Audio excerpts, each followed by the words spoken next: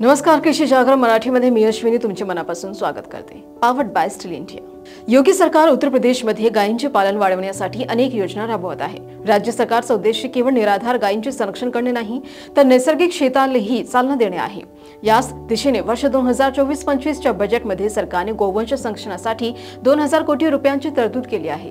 याच अनुषंगाने अमृतधारा योजना लागू करण्यात आली आहे, ज्या अंतर्गत पशुपालकांना आर्थिक मदत दिली जात आहे। उत्तर प्रदेश सरकारने गायींचे पालन वाढवण्यासाठी आणि नैसर्गिक शेतीला प्रोत्साहन देण्यासाठी अमृतधारा योजना सुरू केली आहे। या योजनेच्या अंतर्गत 2 ते 10 गायी पाळल्यास सरकारद्वारे 10 बँकांच्या माध्यमातून 10 लाख रुपयांपर्यंतचे कर्ज उपलब्ध करून दिले जाईल। 3 लाख पर्यंतच्या कर्जावर कोणत्याही हमीदाराची आवश्यकता नाही।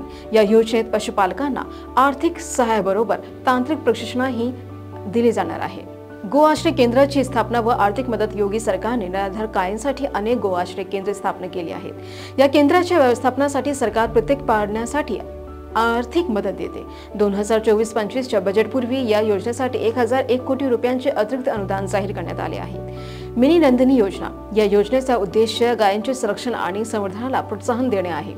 या अंतर्गत गोशाला आणि पशुपालकांना विशेष अनुदान दिले जात आहे। गोबर आणि मूत्रांचा व्यावसायिक उपयोग करण्यासाठी सरकार स्किल डेव्हलपमेंट प्रोग्राम राबवत आहे। मनरेगाच्या अंतर्गत पशुपालकांना सुविधा। मनरेगाच्या माध्यमातून गाय पाळल्यास शेतकऱ्यांना कमी खर्चात कॅटल शेड, पशुबाडा आणि गोबर गॅस प्लांट उभारण्याची सुविधा दिली जात आहे।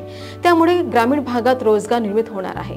जैविक शेतीला चालना। या उपक्रमाचा उद्देश निराधार गोवंशाच्या संरक्षणासोबत जैविक शेतीलाही चालना देण्याचा आहे, ज्यामुळे शेतकऱ्यांना रासायनिक खते आणि कीटकनाशकांवर अवलंबून राहण्याची गरज भासणार नाही। योगी सरकार रासायनिक मुक्त शेतीला प्रोत्साहन देण्यासाठी गोवंश आधारित कृषीला प्राथमिकता देत आहे। नैसर्गिक शेतीमध्ये गायींचे गोबर आणि मूत्रांचा उपयोग खत व जैविक कीटकनाशक म्हणून केला जातो, ज्यामुळे जमिनीची गुणवत्ता सुधारते आणि पर्यावरणही संरक्षित राहतो। या उपकरणामुळे पशुपालकांना दुग्ध उत्पादनातून उत्पन्न मिळेल, तसेच जैविक खत व कीटकनाशके विकून अतिरिक्त नफा मिळू शकतो। यामुळे गोशाळांना आत्मनिर्भर बनवण्याच्या दिशेने ही योजना महत्त्वाचा टप्पा ठरणार आहे।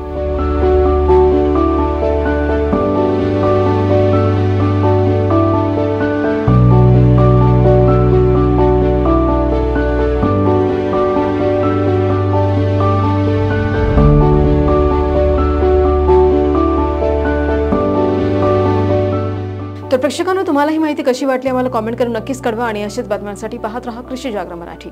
धन्यवाद।